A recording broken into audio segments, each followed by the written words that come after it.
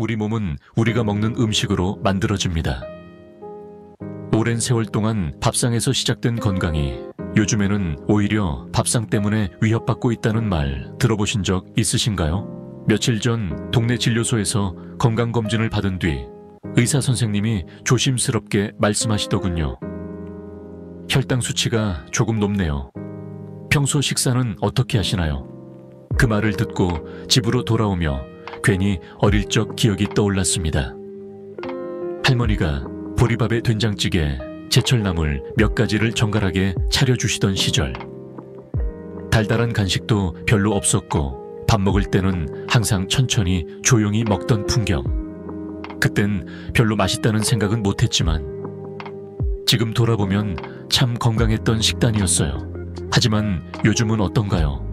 아침엔 흰죽, 점심엔 국수나 떡볶이, 저녁엔 간편한 도시락이나 배달 음식. 간식으로는 달달한 음료와 과일이 빠지지 않죠. 이렇게 하루하루를 보내다 보면 어느새 혈당이 오르고 혈중 지방 수치가 높아지는 건 당연한 일일지도 모릅니다. 다행히도 늦지 않았습니다. 복잡한 식단표나 어려운 규칙이 아니라 단 7일만 이렇게 먹는다면 몸이 먼저 반응하기 시작합니다. 피곤했던 오후가 조금은 덜 힘들어지고 아침이 가볍게 시작되고 병원 수치에도 변화가 생기죠.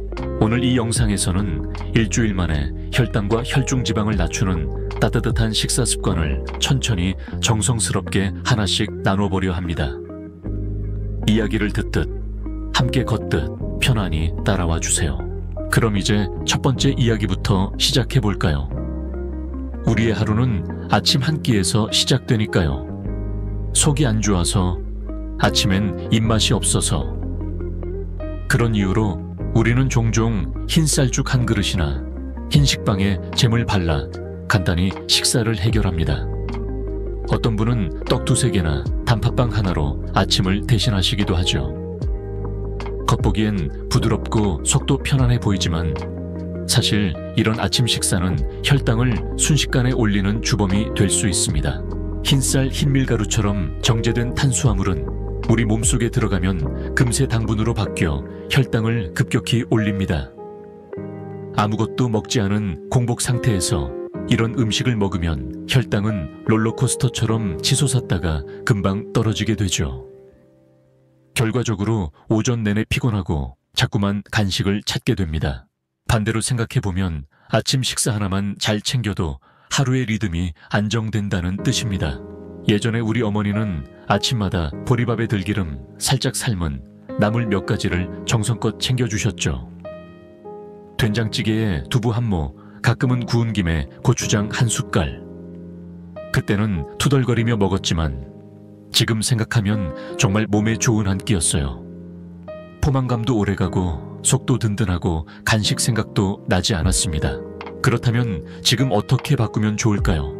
우선 천천히 소화되는 음식으로 시작하는 것이 중요합니다. 예를 들어 통곡물죽이나 귀리죽은 흰쌀죽보다 훨씬 천천히 당으로 바뀌고 혈당도 안정적으로 유지됩니다. 미역국에 들깨가루를 넣어 끓이거나 삶은 달걀과 채소, 샐러드를 곁들이는 것도 좋습니다. 김치와 같은 발효 음식은 소화를 도와주고 장 건강에도 도움을 주죠. 요즘은 냉장고에 미리 삶아둔 고구마나 감자를 준비해 두었다가 아침에 간편하게 데워 먹는 분들도 많습니다. 뜨끈한 보리차 한 잔과 함께 먹으면 속도 든든하고 한결 안정감이 생깁니다. 중요한 건 공복 혈당을 천천히 올리는 식사입니다. 하루의 첫 단추를 잘 꿰어야 이후에도 혈당이 큰 변동 없이 안정되기 때문입니다. 혹시 이런 변화가 번거롭다고 느껴지시나요? 하지만 생각보다 간단합니다. 한 끼만 바꾸는 것으로도 몸은 달라지기 시작하니까요. 어제 먹은 흰죽 대신 오늘 아침엔 따뜻한 미역국에 보리밥 한 공기. 딱 그 정도로도 혈당은 훨씬 순하게 반응합니다. 식사는 단순히 배를 채우는 일이 아닙니다. 몸을 가다듬고 하루를 준비하는 의식이기도 하죠. 어릴 적 엄마가 차려주던 아침 밥상처럼 정성과 따뜻함이 담긴 식사가 우리 몸을 지켜줍니다. 이렇게 아침 한 끼만 바꿔도 몸은 반응합니다. 다음으로는 점심시간에 우리가 꼭 알아야 할 중요한 식사 습관을 살펴보겠습니다. 아침은 대충 넘겼더라도 점심은 그래도 제대로 먹어야겠다는 생각에 식당을 찾는 경우가 많습니다. 하지만 막상 메뉴를 고르다 보면 간편한 백반정식이나 국수 떡볶이 같은 밀가루 음식으로 손이 가기 쉽죠. 이럴 때 무심코 선택한 음식들이 하루 혈당 곡선을 또 한 번 크게 흔들게 됩니다. 예를 들어 따뜻한 국수 한 그릇. 속도 편하고 양도 적당해 보이지만 면의 탄수화물은 빠르게 소화되어 혈당을 급격히 올립니다. 거기에 곁들인 단무지 김말이 튀김까지 더해지면 혈당과 혈중지방 모두에 부담을 주게 되죠. 하지만 조금만 신경 쓰면 외식도 건강한 식사가 될 수 있습니다. 우선 밥의 양을 반 공기 정도로 줄이고 잡곡밥으로 바꾸는 것부터 시작해 볼 수 있습니다. 현미, 보리, 귀리 등 섞인 밥은 식이섬유가 풍부해 천천히 소화되며 혈당 조절에 도움이 됩니다. 반찬도 중요합니다. 된장무침, 도라지나물, 시래기볶음처럼 양념이 심하지 않은 나물 반찬을 골라 먹고 국물 요리는 건더기 위주로 섭취하며 국물은 가능한 적게 드시는 게 좋습니다. 찌개류는 된장찌개나 청국장처럼 나트륨이 낮고 단백질이 풍부한 것이 더 좋습니다. 특히 눈에 잘 띄지는 않지만 큰 도움이 되는 음식이 하나 있습니다. 바로 백김치입니다.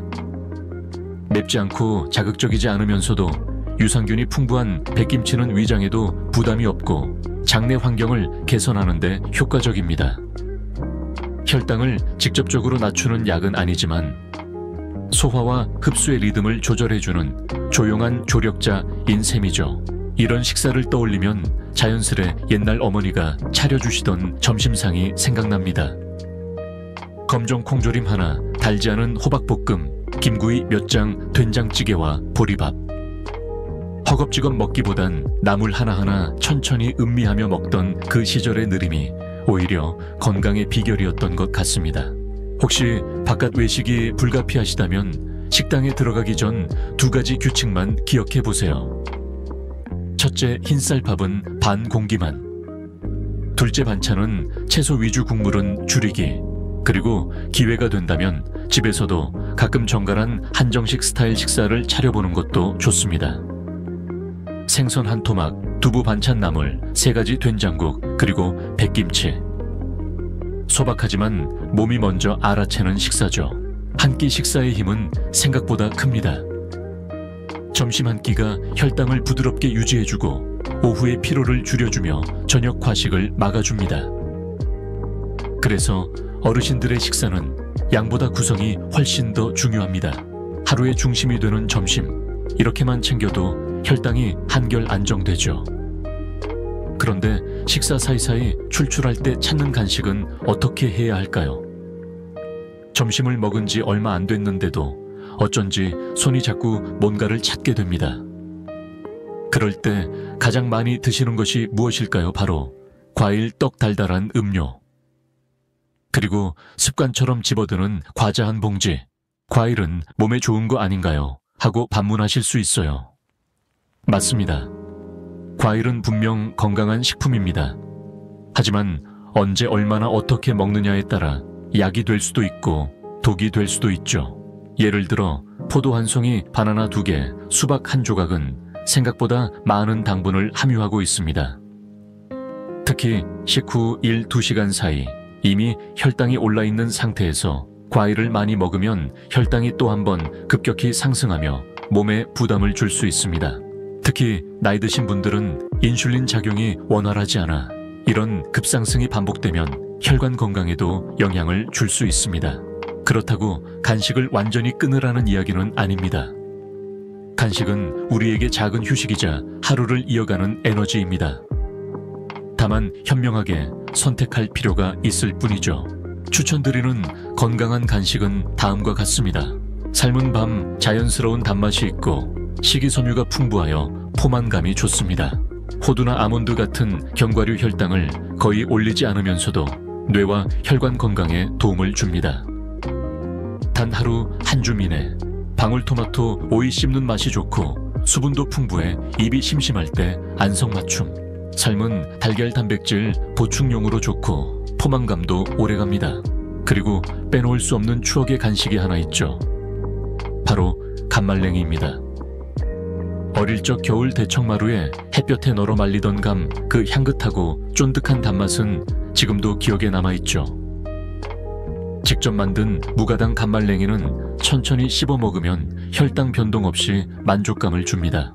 무엇보다 중요한 것은 마시는 것입니다.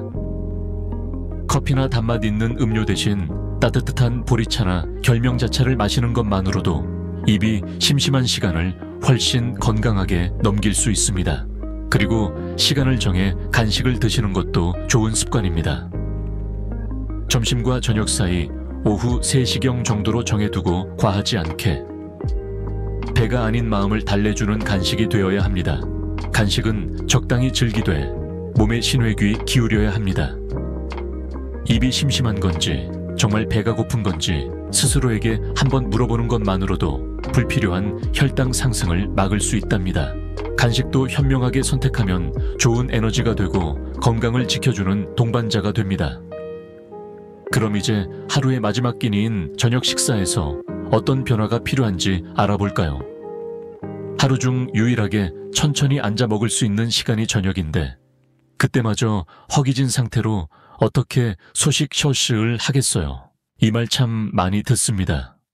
아침은 대충 넘기고 점심은 바깥일로 거르기 1순위, 자연스레 저녁에 배부르게 먹는 게 습관처럼 굳어진 거죠. 하지만 이 배부른 저녁이야말로 혈당과 혈중지방 수치에 가장 큰 영향을 미친다는 사실 알고 계셨나요? 저녁 시간은 이미 하루의 활동이 거의 끝나가는 시점입니다.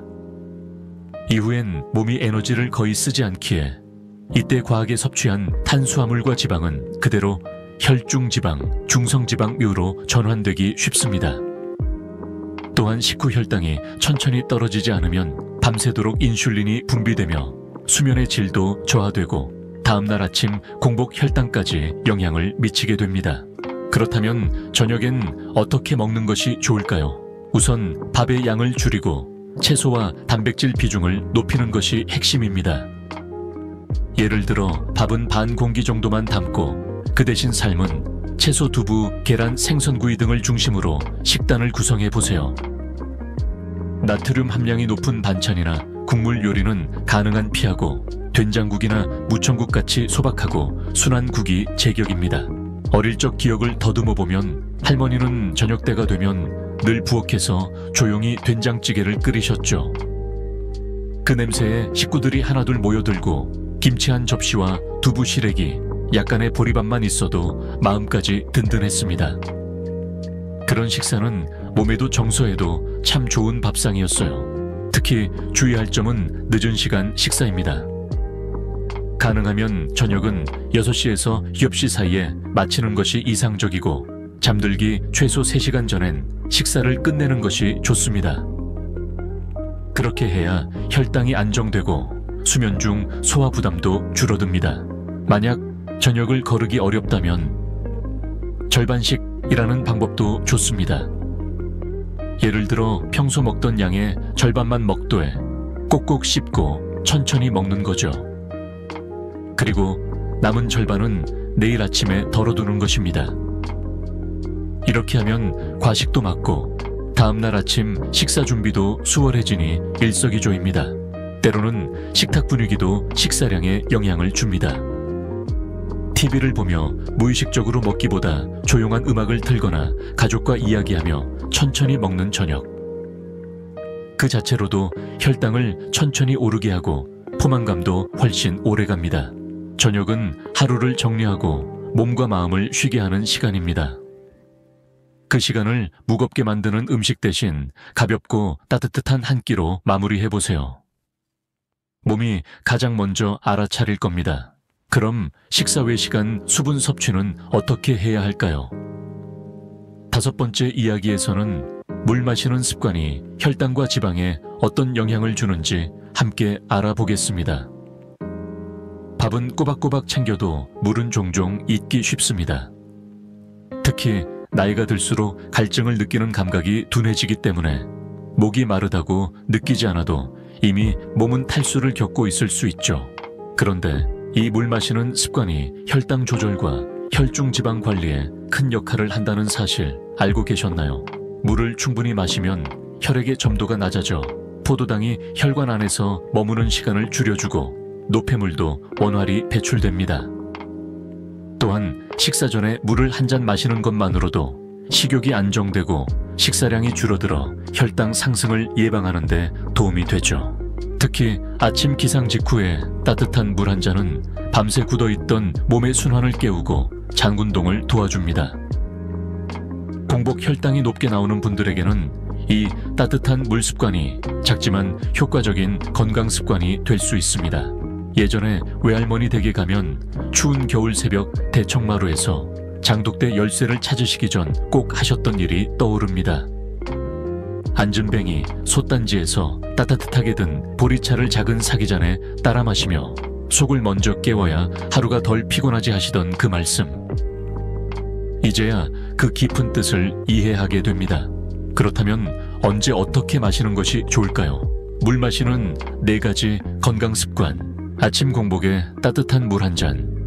공복 혈당 완화, 장운동 자극. 식사 30분 전 물 한 잔. 식욕 조절, 혈당 급상승 예방. 하루 6-8잔 정도 꾸준히 나눠 마시기. 갈증 느끼기 전에 먼저 마시는 습관. 찬물보다는 미지근하거나 따뜻한 물. 소화기 부담 완화, 몸의 순환 촉진. 커피나 단 음료는 되도록 줄이고 보리차, 옥수수차, 결명자차 같은 카페인 없는 곡물차로 대체하면 훨씬 좋습니다. 특히 단 음료는 의외로 큰 문제를 일으킵니다. 식후에 마시는 식혜 유자차, 과일 주스 한 잔이 순식간에 수십 그램의 당분을 몸속으로 들이붓는 결과가 되죠. 물이야말로 가장 순하고 가장 저렴하며 가장 효과적인 건강의 동반자입니다.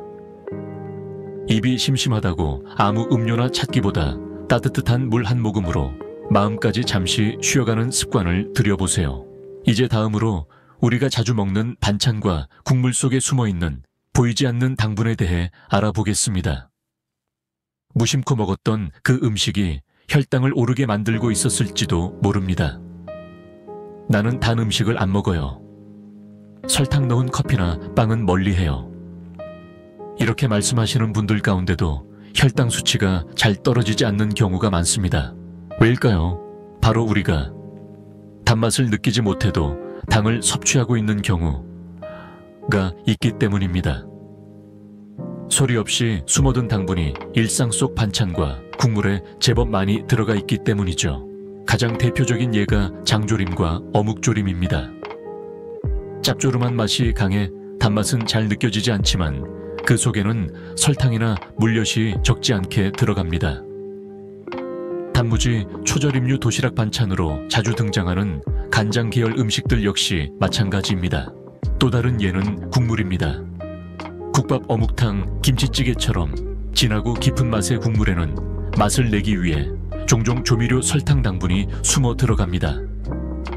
우리는 국물 한 숟갈에 밥을 비벼 먹고 찌개의 국물을 몇 번 떠먹는 것만으로도 상당량의 당과 나트륨을 무심코 섭취하게 됩니다. 이처럼 단맛을 인식하지 못하더라도 우리의 식단 곳곳엔 숨은 당분이 자리를 잡고 있습니다. 그렇다면 해결책은 무엇일까요? 숨은 당분 줄이는 4가지 생활 습관. 조림보다 무침 볶음보다 찜. 당이 많이 들어가는 조리법을 피해 담백한 방식 선택. 국물은 건더기만 먹는 습관 들이기. 특히 외식 시 국물 섭취는 최소화. 반찬을 직접 만들 때 설탕 대신 천연 재료 사용. 양파즙, 대추무 같은 자연의 단맛 활용. 반찬 가짓수는 줄이고 나물류 중심의 식단 구성. 도라지, 고사리, 시금치 무침처럼 간단하고 담백한 반찬 선택. 이런 실천은 단순히 건강을 위한 일이 아닙니다. 사실은 잊고 지냈던 옛 밥상의 지혜를 다시 찾는 일이기도 합니다. 어릴 적 기억을 떠올려 보세요. 할머니는 콩자반에도 거의 설탕을 넣지 않으셨고 된장찌개도 국물보다 건더기가 더 많았죠. 삼삼한 맛에 길들여진 그 시절의 식사야말로 지금 돌아보면 최고의 혈당 조절 식단이었습니다. 특히 특히 김치도 마찬가지입니다. 시판 김치 중에는 설탕이나 매실청이 많이 들어가는 경우가 많아 가능하면 가정에서 삼삼하게 담근 김치를 먹는 것이 좋습니다. 또는 백김치 동치미처럼 단맛이 적고 발효가 잘 된 김치도 좋은 선택이 될 수 있습니다. 당분하면 과자나 케이크만 떠올리기 쉽지만 우리의 밥상 속엔 보이지 않는 당분이 더 큰 문제일 수 있습니다. 그렇기에 지금 이 순간 우리가 매일 접하는 반찬 하나하나를 돌아보는 것만으로도 혈당과 혈중 지방을 줄이는 첫걸음이 됩니다. 이제 마지막으로 오늘 말씀드린 모든 식사법의 효과를 높여주는 아주 간단하지만 가장 강력한 식사 습관 하나를 소개해 드리겠습니다. 이 습관 하나만 바꿔도 몸은 확연히 달라집니다. 밥은 꼭꼭 씹어 먹어라. 어릴 적 식탁에 앉으면 늘 듣던 말이죠. 그때는 괜히 귀찮게만 들렸지만 지금 생각해보면 그 말 안에는 참 많은 지혜가 담겨 있었습니다. 요즘은 식사 시간이 점점 짧아지고 있습니다. 혼밥 스마트폰을 보며 먹는 식사 바쁜 일상 속에서 후다닥 해치우는 밥. 이런 빠른 식사는 단순히 소화를 방해하는 것을 넘어서 혈당을 급격히 올리고 인슐린 저항성을 높이며 결과적으로 혈중 지방 수치까지 높이는 원인이 될 수 있습니다. 천천히 먹는 것, 그것만으로도 혈당과 지방 수치는 안정될 수 있습니다. 왜 그럴까요? 음식을 충분히 씹고 삼키기 전에 시간을 두면 소화 효소가 먼저 작동하고 뇌는 배가 부르다는 신호를 제때 받을 수 있기 때문입니다. 그 결과 과식을 피하게 되고 식후 혈당도 서서히 오르며 부드럽게 유지되죠. 그렇다면 어떻게 실천할 수 있을까요? 천천히 먹기 위한 4가지 습관. 한 입에 10번 이상 씹기. 소화에 도움이 되고 포만감이 더 빨리 찾아옵니다. 숟가락을 내려놓고 씹는 동안 쉬기. 연속적으로 먹는 습관을 막고 식사 속도를 자연스럽게 늦춰줍니다. TV 대신 조용한 음악이나 대화. 시선과 귀가 분산되지 않도록 하여 지금 먹고 있는 음식에 집중할 수 있습니다. 접시에 음식 나누기. 한 그릇에 담아 급하게 먹는 대신 접시에 소분하여 먹으면 자연스레 여유가 생깁니다. 이런 습관은 단지 몸만이 아니라 마음까지도 편안하게 해줍니다. 식사 시간이 단순한 영양 섭취가 아닌 하루를 쉬어가는 고요한 순간이 되는 거죠. 어릴 적 저녁 식탁엔 늘 식구들이 둘러 앉아 있었죠. 누군가는 된장찌개를 휘젓고 누군가는 김을 찢어 밥 위에 올리고 누구 하나 급하게 먹는 사람 없이 서로의 이야기와 음식이 함께 어우러졌던 그 시간. 그 땀냄새 섞인 저녁 밥상의 풍경은 지금 우리의 몸이 그리워하고 있는 식사의 본 모습일지도 모릅니다. 어쩌면 건강을 되찾는 길은 새로운 보약이나 약물보다 먼저 어릴 적 밥상처럼 느리고 따뜻하게 먹는 습관을 다시 되찾는 일인지도 모릅니다. 이제 일주일 동안 이렇게 식사를 바꿔보세요. 아침을 천천히 시작하고 점심은 가볍고 정갈하게 간식은 똑똑하게 고르고 저녁은 편안하게 마무리하며 그 사이사이 물을 챙기고 숨은 당분을 줄이고 식탁에 여유를 더하는 일. 몸과 마음이 함께 달라질 준비가 되어 있을 겁니다. 우리가 살아오면서 밥이란 단어만큼 많은 의미를 품은 말도 드물 겁니다. 배를 채우는 수단이자 가족을 이어주는 정이었고 어머니의 손길이 담긴 사랑이었으며 삶의 고단함 속에서 마음을 다독이는 힘이었습니다. 오늘 이 시간 여러분과 함께 나눈 이야기는 결국 다시 그 밥상으로 돌아가는 여정이었습니다. 아침에는 흰죽 대신 통곡물과 미역국, 점심에는 잡곡밥과 백김치 나물 중심의 식사 간식은 과일 대신 삶은 밤이나 견과류, 저녁은 소식으로 편안하게 마무리하고 식사 사이에는 따뜻한 물을 자주 마시며 반찬 속 숨은 당분을 줄이고 그리고 무엇보다 천천히 정성스럽게 먹는 습관. 이 모든 것을 단 7일만 실천해보세요. 몸이 가장 먼저 반응할 겁니다. 식후의 무거움이 사라지고 밤에 더 깊이 잠들고 아침 공복 혈당 수치가 조금씩 내려가며 아, 뭔가 달라지고 있구나 하는 느낌을 받게 되실 겁니다. 건강은 거창한 목표에서 시작되지 않습니다. 익숙한 것을 조금 다르게 익숙한 속도를 조금 늦추는 것에서부터 시작됩니다.